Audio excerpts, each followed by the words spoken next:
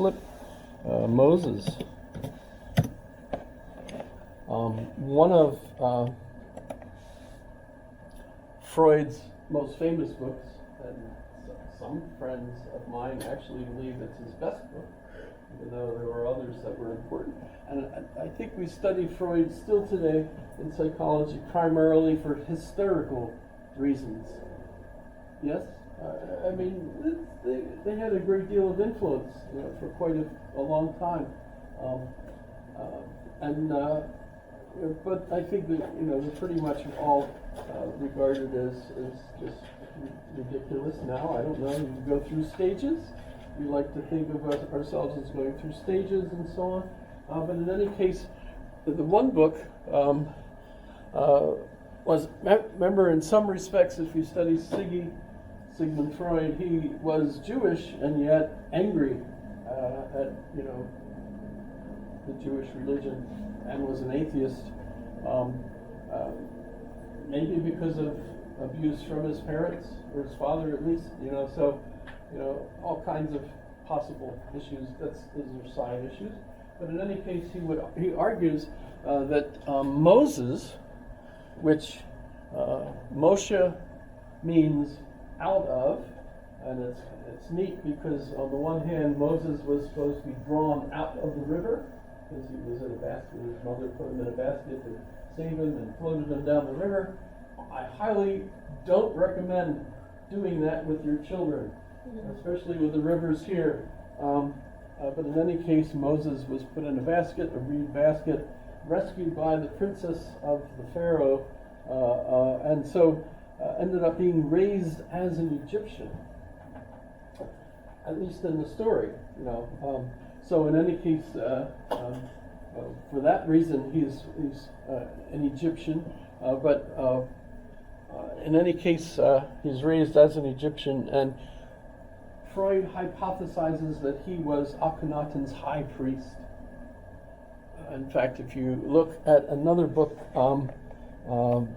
by a more contemporary book by Jan Assmann, sorry about his name.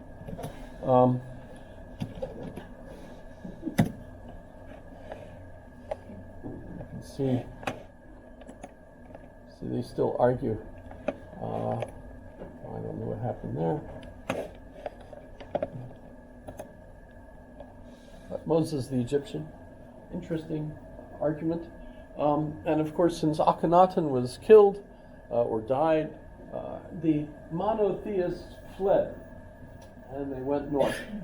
So theoretically, this is a theory, not anything that anybody can document is for sure. But the theoretical aspect of this is that the monotheists fled from Egypt, and the Hebrews, of course, would have been, who went with Moses at the time. And so the connection is to Akhenaten as the first monotheist, but obviously didn't last very long. And so the monotheists fled north and began a separate kingdom.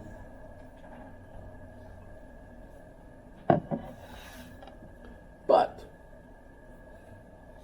they still accept that there are other gods. And so, of course, they even get in trouble. They get carried away to Babylonia, the Babylonian captivity, and so on. And so when you go back and you look at who wrote the Bible, that takes us again back into the idea that there were different traditions, the Elohim tradition, the Yahwist tradition. They merged at a certain time in the scripture. There's the priest tradition that's kind of what merges those. Then there's the let's see.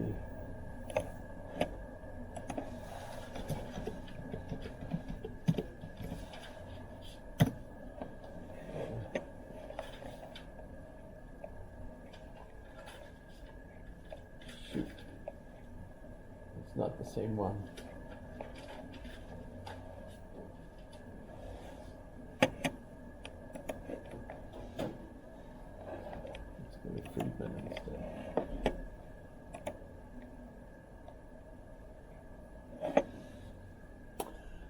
So who wrote the Bible? So if we go back and we figure out, as scholars, where these various texts came from, they have a very interesting list of when the different texts came from, when the Babylonian captivity ended and the priests came back to the land and brought with them traditions that were originally Babylonian. Maybe a lot of the stories that were incorporated in that, for example, are earlier stories from other cultures. So, for example, the flood story, you could look that up, and they have the text written by the Babylonians with the cuneiform script that actually have the flood story. In fact, there's a really interesting guy who is a scholar and can read cuneiform tablets like you're reading the New York Times, and he even went to India where they still make boats according to the description of how the ark was made. And they even built one and floated it down one of the rivers in India. It's all on YouTube, so you can watch it and everything. Fascinating stuff. So those stories are actually even older than the scripture. But in any case, what I'm looking at is the evolution of our understanding of God, our understanding of how we interact with nature, and the power that is in nature. And just fast forward, notice that Jesus is born, we all noted, in 1 AD. How did that happen? It was, of course, after the fact that the church decided when that birth date would be, and they established it and set that as year 1. Of course, at the time that Jesus would have been born, about that time, 1 AD, it was during the reign of Augustus, the Roman emperor. Rome, by the way, was invited in as an ally. So Rome never conquered Israel. Israel actually had an opportunity to be free for roughly 150 years during the era of the Maccabees. The Maccabee revolt basically enabled them to be free for a period of time. Result because the Greek empire of Alexander ended up being divided into his 3 generals. You had the Ptolemaic one, which had Egypt. You had the Seleucid empire, which was the one north of that, and then Antiochus was the one that had the Greece and Macedonia and that area. And there was disputes between them, and so there was fights, and at one point the Maccabees were able to take advantage of a gap and ended up with a free country for a while. But it looked like the Seleucids were gaining power again, and it looked like they were going to lose. So they invited a new upstart empire builder to the west, and that was Rome. And they invited them in as allies. And of course, over the course of time, you ended up with the Romans deciding these guys just need our help. We have to, completely wipe out Gaza and build a nice... No, wait, that's today. Sorry. That's current political events. Build a Mar-a-Lago on the coast of the Mediterranean. That would be... just saying, In any case, the Romans, of course, took over, not completely. Pontius Pilate, who's famous for his question, what is truth? Aren't my truths the same as yours? And ecce homo, which he probably didn't say, behold the man, because in Jerusalem at the time, the Romans used Greek to speak to the population, because Greek was still the language of business in that area, thanks to the Greek Empire that was there.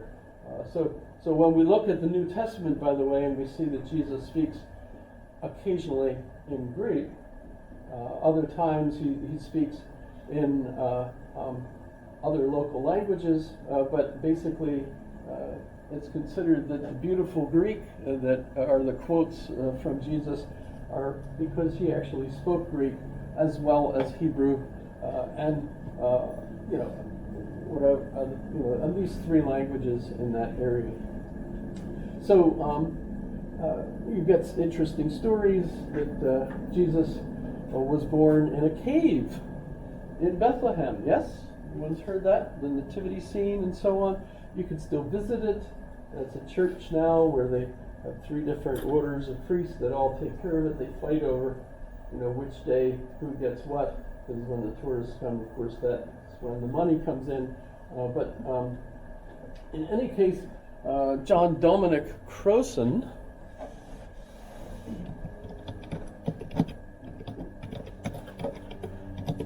who's one of the members of the Jesus Seminar, which is a fascinating group of individuals,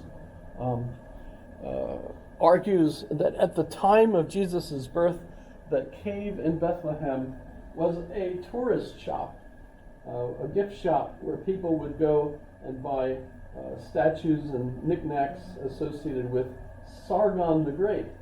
Because Sargon the Great was born in that cave as well, because if you were going to be famous, that was the cave you were supposed to be born in.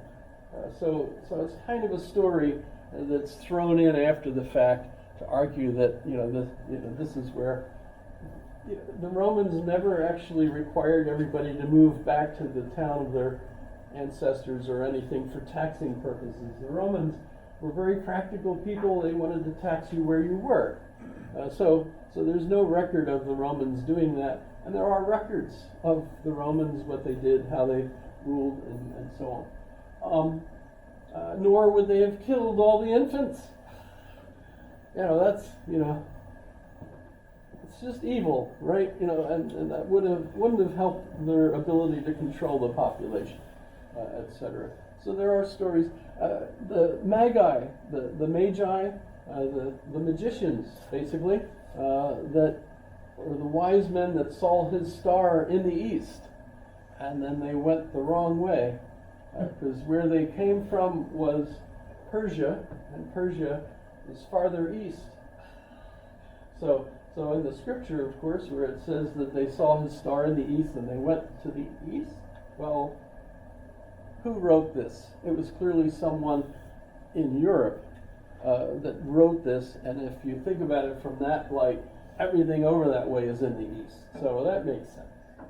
By the way, I saw the newest translation of the New Testament fixed that error, so it's not obvious in that error. In any case, so these are birth stories, and no one really knows the birth stories associated with Jesus. That's the consensus of people, scholars. What we do know, of course, is what Jesus said, and there's arguments over what he said. You can find this.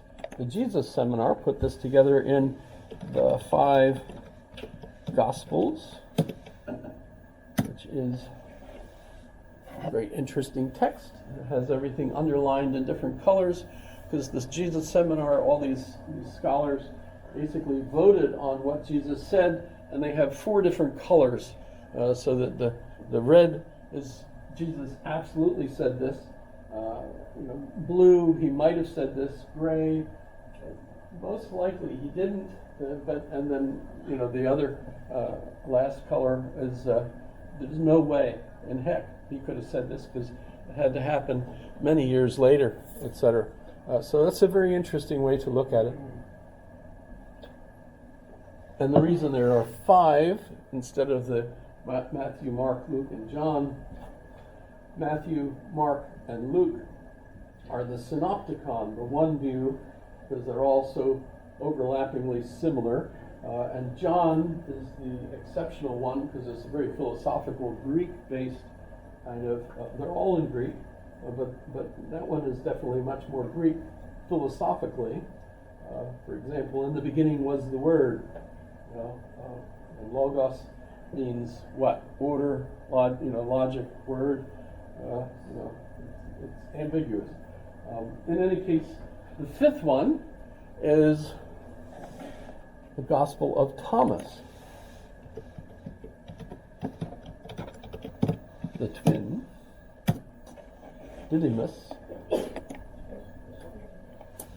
And we actually have an entire copy of the Gospel of Thomas now.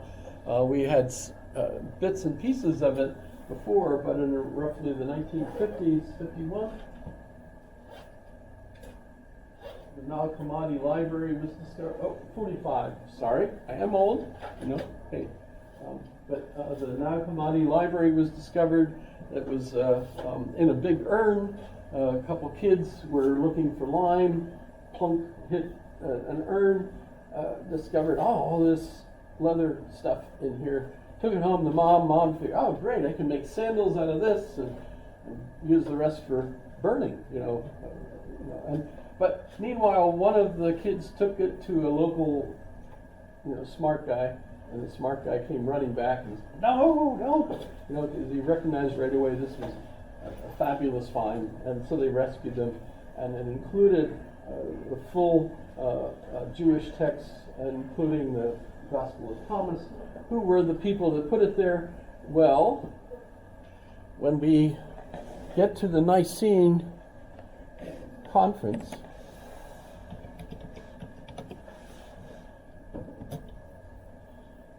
Council in 325 AD, which, remember that site that gives you all the literature, says that the pre-Nicene or anti-Nicene Council folks. So when we go to this and we look, this is called by Constantine. The reason for it is, the empire has now accepted Christianity as a religion of the empire, a legitimate religion. It's not the religion of the empire. That will wait till, I believe, Justinian, Emperor Justinian. So it will be a while yet before it becomes mandatory that that's the religion you believe in. But Constantine wants all these Jesus groups to come together and figure out, okay, well, what do you actually have to believe to be a Christian? And of course, in many respects, a lot of the groups were Jewish sects that had added Jesus as a prophet, right? Some of whom added Jesus as a prophet, others added Jesus as not only a prophet but God, right? One of the interesting things is Muhammad grew up in a community that had a Jesus sect in it that believed in Jesus as a prophet. And so if you're familiar with Muhammad, forgot to say may his name be praised, was, I don't want to get shot, etc. But he accepted Jesus as a prophet, but not as God. So where did he get that? Well, that was part of the local community of where he grew up, that people believed that. But so you have lots of variations on a theme that Jesus was a significant individual, but one of the groups, the Arians, no relation to the fictitious